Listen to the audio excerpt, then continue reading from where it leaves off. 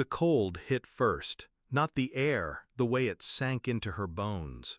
I found her in the chicken coop, curled into herself, knees drawn tight, shivering. The smell of damp straw clung to the air. Her sweater was thin, her hands mottled red from the cold. When she looked up, her eyes were wet but steady. Mother-in-law said, "I'm not part of the family anymore. She made me leave." Her voice was brittle, the kind of brittle that snaps under weight. She had always been fragile, born into a world that demanded more than she could give. And yet, she endured. Until now. I wanted to storm into that house and pull it apart brick by brick. Instead, I draped my coat around her shoulders, lifted her.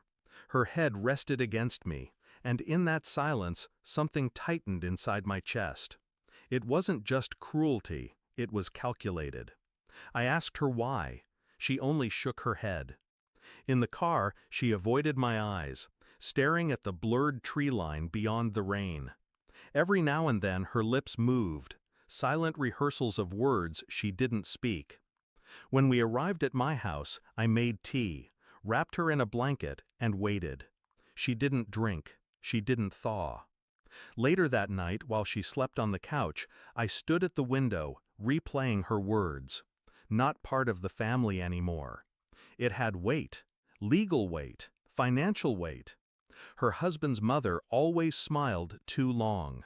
Her husband himself, too quiet when I entered a room, too quick to steer conversations away from anything personal. There had been signs. The missed calls she'd answered in the kitchen, voice hushed. The tension in her shoulders when his name lit her phone. Now I could feel it, the outline of something hidden, pressed hard against the surface. I didn't tell her what I was doing, not yet. I started with property records, discreetly, through a clerk I knew from years back. The deed to their house had been altered 2 months ago. Her name was gone. Bank statements came next. Withdrawals in amounts too precise to be coincidence. Large sums moved to an account under his mother's maiden name. I dug into phone records. Late-night calls to a number registered in another district. Same number appeared in the mother-in-law's logs.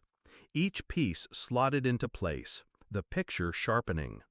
They were not just cruel, they were removing her, stripping her of every tie, every asset, every place to stand. At dinners, I kept my face neutral, my voice level. I asked after the weather, about work, about his car. He thought I was harmless. They all did. The final proof came from a lawyer's envelope slid across my desk at the cafe. A draft agreement, property, funds, and custody rights already signed by him. Her signature line blank. Her removal from the coop hadn't been humiliation. It had been eviction. I drove to their house at dusk. She was there, seated in the living room, eyes downcast. He sat across from her, posture relaxed, as though nothing were wrong. I stepped inside without knocking, laid the papers on the coffee table between us. No words. He scanned the first page. The blood drained from his face. Her eyes darted up, confusion giving way to something heavier. I didn't speak. Didn't need to. When I left, the air in that room was thick enough to choke on. I waited until morning to make the call. One call, to the bank with the documents as leverage. Another to a social worker I knew, ensuring her rights were legally frozen in place before he could move again. By evening, his accounts were locked, his access to the house suspended pending legal review. I sent him one text: "You have no ground to stand on." No threats, no accusations, just the truth. The kind of truth that stripped him of every tool he'd used against her. From my window, I watched him arrive at my driveway that night, headlights cutting the dark. He didn't knock, just stood there, staring at the door, until the rain drove him back into his car. He left without a word. She sleeps now in the spare room. The color is returning to her cheeks.